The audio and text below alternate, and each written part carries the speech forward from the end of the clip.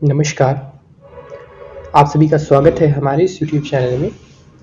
तो हमारा YouTube channel आपके लिए हमेशा से ऑथेंटिक न्यूज़ लाने का प्रयास करता रहा है और आज की इस वीडियो में भी हम आपके लिए ऑथेंटिक न्यूज़ लेके आए हैं।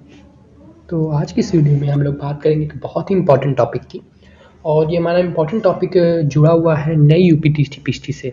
जी हाँ, जैसे कि आप लोगों को पता ही होगा कि न्यू यूपी टीएसटी के लिए जो बोर्ड है उसने अध्याचनों का काम शुरू कर दिया है, अध्याचन मंगाने शुरू कर दिए हैं और यही 17 तारीख इसकी लास्ट डेट भी है। आज ही की तारीख, माफ़ करें, कल की तारीख इसकी लास्ट डेट थी। तो 17 तारीख तक अध्याचन मंगाने के सारे काम कंप्लीट कर दिए गए थे। लेकिन अगर मैं आपको बताऊं जो असली सच्चाई है, जो धरातली सच्चाई है, मैं आपको दिखाता हूँ, मैं आपको अपनी स्क्रीन पर दिखाता हूँ। तो जैसा कि आप लोग अपनी स्क्रीन पर देख सकते हैं, मैंने DIS द्वारा जो पत्र होता है सभी आशासकीय सहायता प्राप्त माध्यमिक विद्यालयों के जो प्रबंधक होते हैं उनको ये भेजा गया था। ये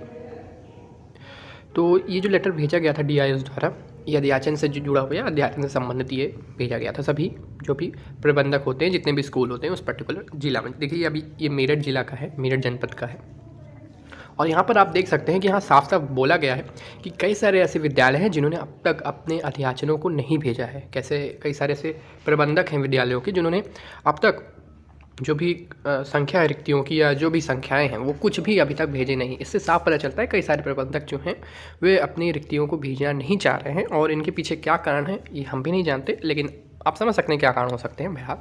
और इसीलिए आप अगर देखें तो काफ़ी देर भी हो सकती है। वैसे 17 तारीख तो लास्ट ही डेट कही गई थी और इस हिसाब से अगर आप देखें तो कई सारे जो पद होते हैं वो छूट जाते हैं। सच्चाई बताऊं मैं आपको तो कई सारे पद गिनती में ही नहीं आ पाते हैं क्योंकि जो प्रबंधक होते हैं वे पूरी तरह से जानकारी भेजते ही नहीं हैं। दूसरी बड़ी बात, अगर आप देखें तो 17 तारीख कल ही की तारीख में लास्ट डेट ओवर हो चुकी है अध्याचनों की और इसके बाद अगर आप देखें तो अध्याचन की पूरी संख्या पता चल गई है। अब इसके बाद क्या काम होता है मैं आपको समझाऊँ। तो अध्याचन मंगाने के बाद सरकार से मंजूरी ली जाती है। मंजूरी लेने के बाद अध्याचन की जितने भी संख्या होती है उसे कंफर्म किया जाता है कि हाँ इतने पद हैं। तो उसके बाद आखिरी में जो पद होते हैं वो क्लियर करके टोटल पद पे वैकेंसी निकाल दी जाती है, ऐसा होता है। बहरहाल अब कितना जल्दी ये बोर्ड काम करता है ये उसकी स्पीड पे निर्भर करता है और अगर जितना जल्दी करे उतना ही अच्छा है। जैसा कि आप लोगों को पता है कि जनवरी में ही आचार संहिता लग जाएगी और मैं आपको दिखाऊँ तो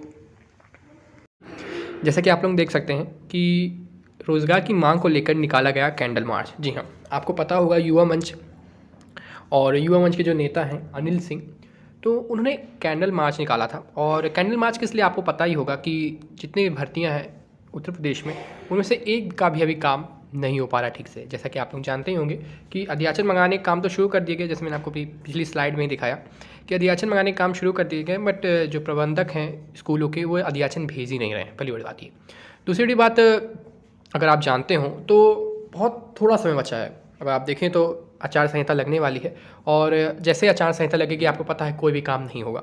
और इसी को देखते हुए बालसन चौराहे पर 19 तारीख को एक महाआंदोलन, एक महाधरना प्रदर्शन की तैयारी हो रही है। और आप सभी से अपील है, मेरी खुद की अपील है कि आप सभी लोग एक बड़ी संख्या में वहाँ जमा हों।